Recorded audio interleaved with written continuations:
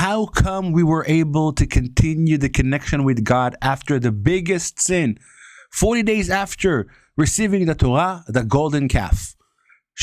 Shalom and welcome to Parashat Tisa.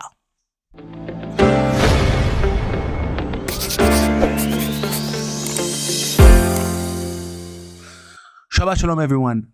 40 days after receiving the Torah in Mount Sinai, the biggest moment, God himself brings the Torah to his people. The nation stands there, receives the Torah, connects with God. The nation is formed. It's a new stage in life's history. 40 days, only 40 days after, we are digging deep and trying to explain, how could it be? How the people of Israel sinned. How the people of Israel did basically idol worshiping. These are the people who just heard God talking to them. These are the people who saw all the amazing miracles in the Exodus. They saw the splitting of the sea. Everything was there in front of them. How could they still sin?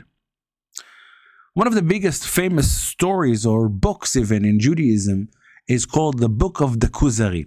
There's a story behind it, or some people cannot really track exactly where it was, but there was a nation in Europe called the Kuzari, the Kuzarts maybe in English, and the book talks about one of the biggest rabbis, Rabbi Yehuda Halevi, Judah the Levite, and basically this nation, the king had a dream that he needs to change his ways, and he brings a couple of philosophers and to discuss different religions.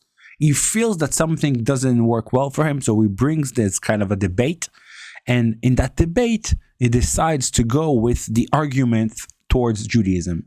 It's a very famous book, and inside this book the king asks this question. He asks it in the most simple way, the simple way that a child would even ask.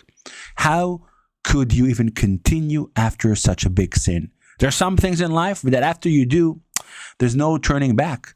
And you just saw God Almighty, and then you go to a golden calf and you point and you say, this is your God. It just doesn't make sense. The rabbi there, Judah Halevi, and I'm talking about 100 years ago, gives an answer that basically changed one of the biggest perspectives about Judaism.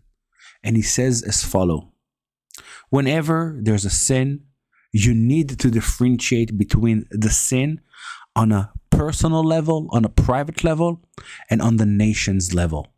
In a sense, when the God Almighty brought the Torah to the people of Israel, he didn't brought it to the individuals. Yes, the individuals are part of it, but the understanding, the brit, the connection, the pack, the word I want to use is this connection cannot be replaced. The people of Israel as a nation had this covenant with the Lord that cannot be removed even in a case of a sin.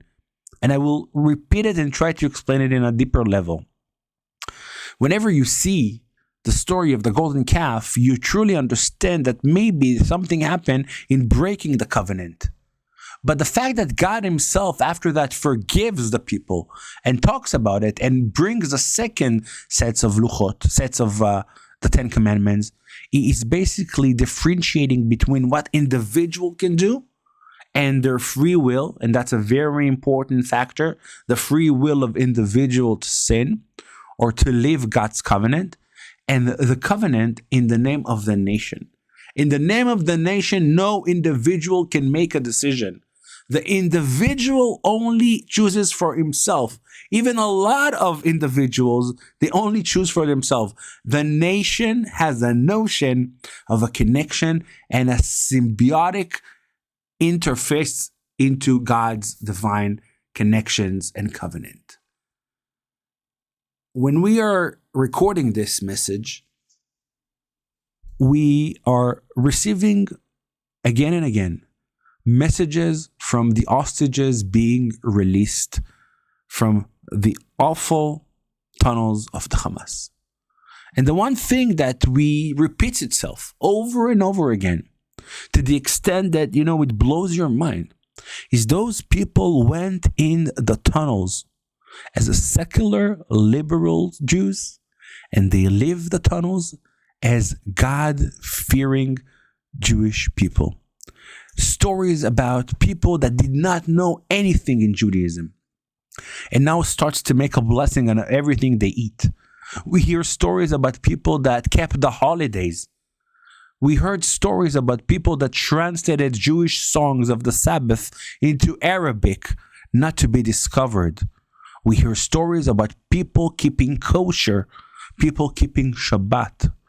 And you ask yourself, how could it be? What's really the connection here to those people? They came from literally the most liberal, unreligious place.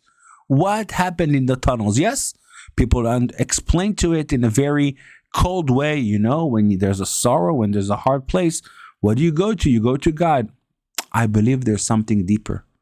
Some people think, because the world prayed for them and sent them good messages, there was like a divine inspiration on them. I agree, but I want to say that there's more. When they were kidnapped at those tunnels, they understood one thing. They weren't kidnapped because of their individual character. On a personal level, they had nothing to do against them. You know why they were kidnapped? They were kidnapped in the name of their nation.